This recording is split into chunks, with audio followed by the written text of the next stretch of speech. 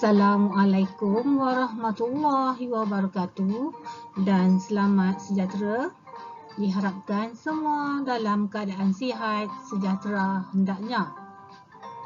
Pada hari ini, dalam mata pelajaran Bahasa Melayu tahun 6 SK,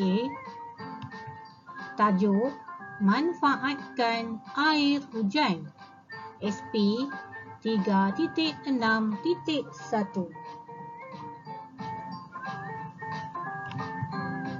Jom belajar bersama dengan Cikgu Sabaria dalam channel Jari Jemari Alia.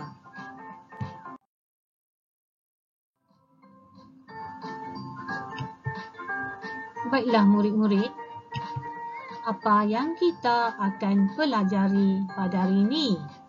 Mari kita lihat dulu standard kandungan. 3.6 menulis untuk menyampaikan maklumat tentang sesuatu perkara dengan menggunakan bahasa yang santun. Seterusnya, dalam standard pembelajaran 3.6.1 menulis untuk menyampaikan maklumat dengan menggunakan idea utama dan idea sampingan secara kohesi dan koheren.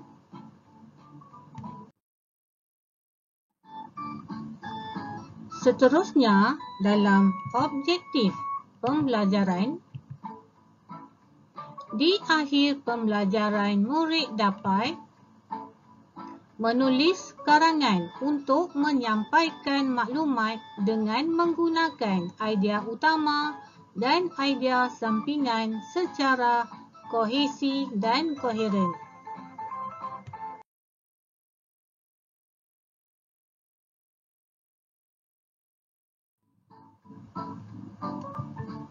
Manakala dalam kriteria kejayaan, murid boleh menulis sebuah karangan dengan menggunakan 3 daripada 4 idea utama dan idea sampingan secara kohesi dan koheren.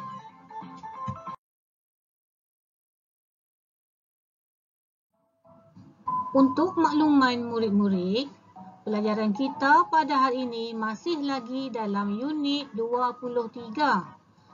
Cikgu akan fokuskan kepada kemahiran menulis, iaitu menulis karangan berdasarkan idea utama dan idea sampingan. Jadi, bolehlah buka buku teks muka surat 133.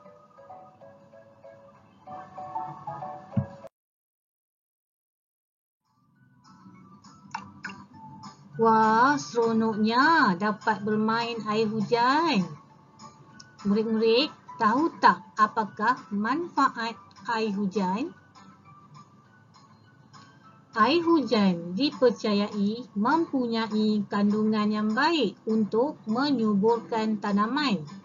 Selain itu, menggunakan air hujan juga boleh menyiram tanaman dan dapat menyuburkan tanah serta menjadi minuman kepada hidupan lain seperti manusia ataupun haiwan.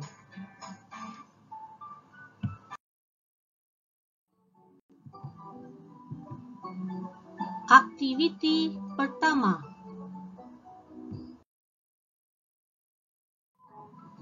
Baiklah murid-murid, tajuk petikan hari ini ialah manfaatkan air hujan.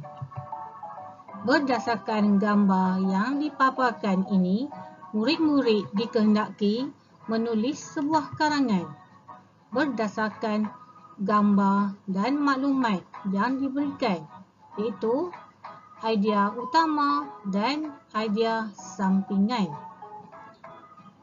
Bahagian pendahuluan telah diberi, iaitu saya dan Datuk ingin mengumpulkan dan menggunakan air hujan. Mula-mula, saya dan Datuk menyediakan Jadi murid-murid perlulah menyambung cerita ini berdasarkan gambar yang dipaparkan. Sebelum itu, cikgu ingin menerangkan dahulu tentang idea utama dan idea sampingan. Dalam idea utama ialah sesuatu perkara yang penting dalam sesebuah ayat atau karangan dan sebagainya. Manakala dalam idea sampingan pula ialah sesuatu idea yang perlu ditambah pada idea utama untuk melengkapkan dan menyedapkan lagi suatu ayat yang dibuat. Jadi, untuk aktiviti yang pertama, murid-murid dikehendaki meneliti gambar dan maklumat untuk mendapatkan idea utama, iaitu berdasarkan gambar yang pertama. Di sini ditunjukkan beberapa proses untuk mendapatkan manfaat daripada hujan. Kita lihat proses yang pertama, iaitu menyediakan peralatan. Yang kedua, menyiapkan tangki air. Yang ketiga, memasang tangki air. Yang keempat, penyaluran air ke dalam tangki air. Maka dapatlah hasilnya, iaitu daripada air hujan yang terkumpul di dalam tangki air. Ini adalah maklumat untuk idea utama.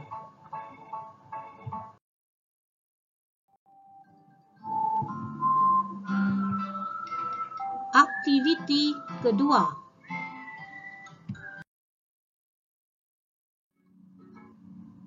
Seterusnya, dalam aktiviti yang kedua, murid-murid dikehendaki membina ayat berdasarkan idea utama dan idea sampingan.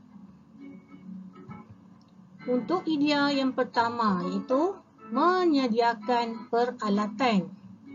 Berdasarkan gambar sini, murid-murid bolehlah senaraikan apakah peralatan yang digunakan, iaitu kepala paip, sepana, rantai plastik, gam, jaring, tangki air, pita putih, sambungan paip. Jadi, murid-murid lengkapkan idea utama berdasarkan idea sampingan yang murid-murid telah kenal pasti. Jadi, untuk melengkapkan ayat, bahagian pengenalan telah diberikan, iaitu saya dan Datuk ingin mengumpulkan dan menggunakan air hujan. Mula-mula, saya dan Datuk menyediakan peralatan seperti, jadi murid-murid ambillah maklumat bahagian alatan dan lengkapkan ayat ini.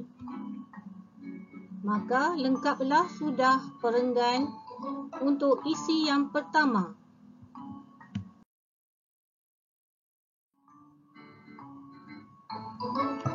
Seterusnya, kita lihat pula proses yang kedua, iaitu idea utama yang kedua, iaitu menyiapkan tangki air. Cuba murid-murid perhatikan gambar ini. Di sini ditunjukkan satu tangki air di mana idea sampingannya iaitu memasang jaring, menebuk lubang dan memasang kepala paip. Jadi murid-murid lengkapkan perenggan ini dengan idea utamanya ialah menyiapkan tangki air. Contohnya, selepas itu kami menyiapkan tangki air, Datuk tempat kosong di atas tangki air supaya benda asing tidak memasukinya. Jadi murid-murid masukkan maklumat tentang idea sampingan untuk mengukuhkan dan menyedapkan lagi idea utama.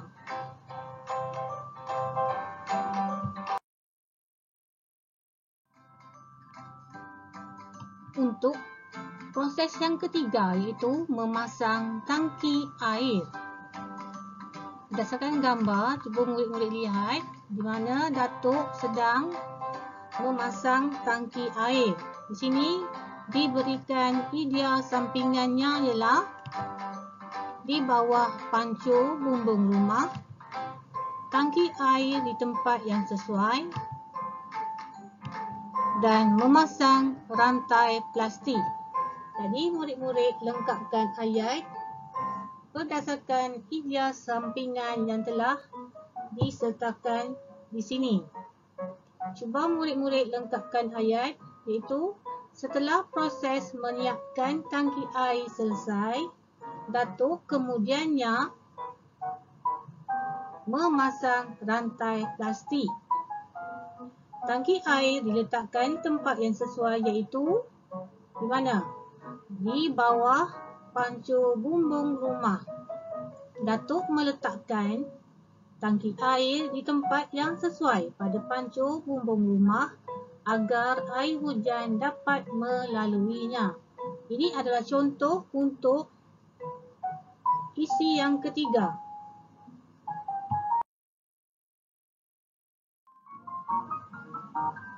Seterusnya, mari kita lihat pula idea utama yang keempat, iaitu penyaluran air ke dalam tangki air.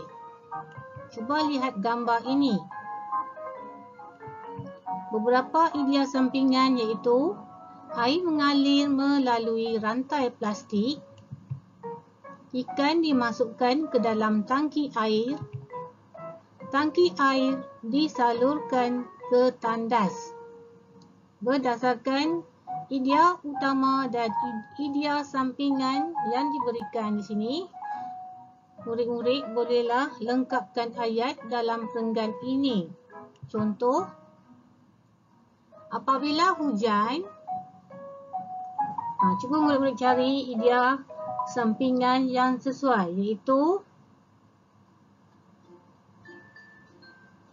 air mengalir melalui rantai plastik dan seterusnya memasuki tangki air yang telah disediakan. Tangki air disalurkan ke tandas melalui paip yang dipasang oleh Datuk agar kami dapat menggunakan air hujan yang terkumpul itu untuk mengepam tandas selepas digunakan. Idea sampingan yang ketiga iaitu ikan dimasukkan ke dalam tangki air supaya dapat elakkan jentik-jentik membiak. Ini adalah contoh jawapan untuk idea utama yang keempat dan idea sampingan.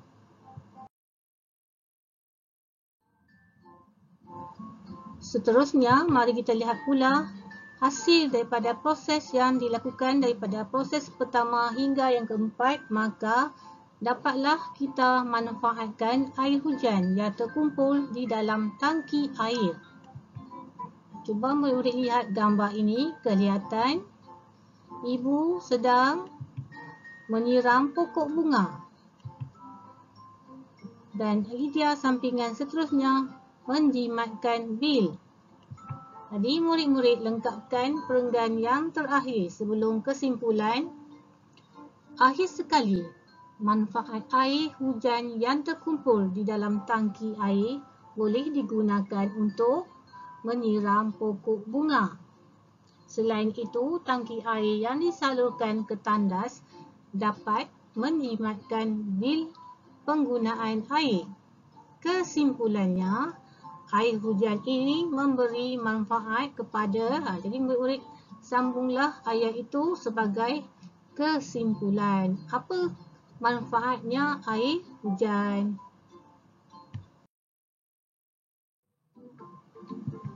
Aktiviti yang ketiga.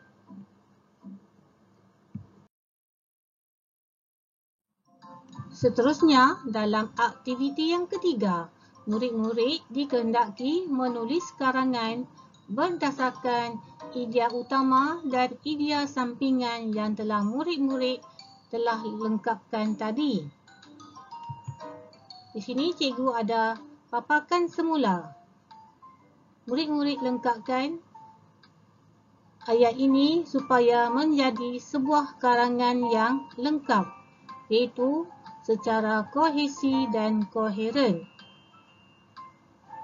Tempat kosong itu murid-murid masukkan isi sampingan yang telah murid-murid cari dan bincangkan dalam aktiviti yang kedua.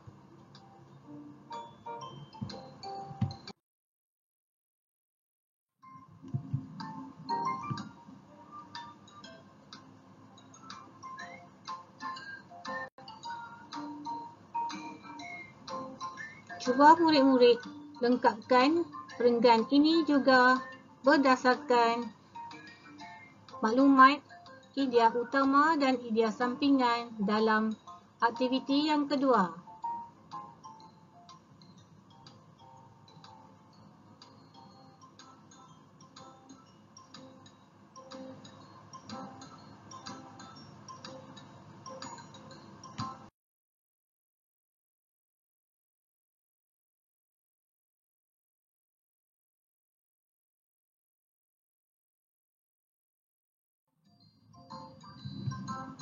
Di sini cikgu kongsikan untuk perenggan yang terakhir. Akhir sekali, manfaat air hujan yang terkumpul di dalam tangki air dapat digunakan oleh ibu untuk, jadi murid-murid boleh isikan tempat kosong itu dengan idea sampingan berdasarkan gambar dalam aktiviti yang kedua. Kesimpulannya, air hujan ini memberi manfaat kepada, jadi murid-murid tulis dengan lengkap untuk bahagian ini. Maka tamat sudahlah karangan kita yang bertajuk Manfaatkan Air Hujan.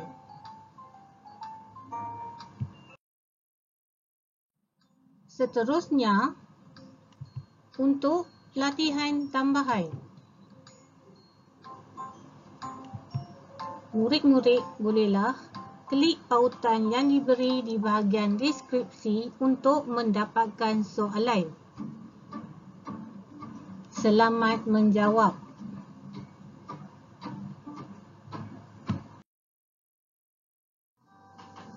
Semoga perkongsian ini dapat memberikan manfaat kepada semua murid. Terima kasih kerana subscribe channel Jari Jemari Alia. Jumpa lagi. Assalamualaikum dan selamat sejahtera.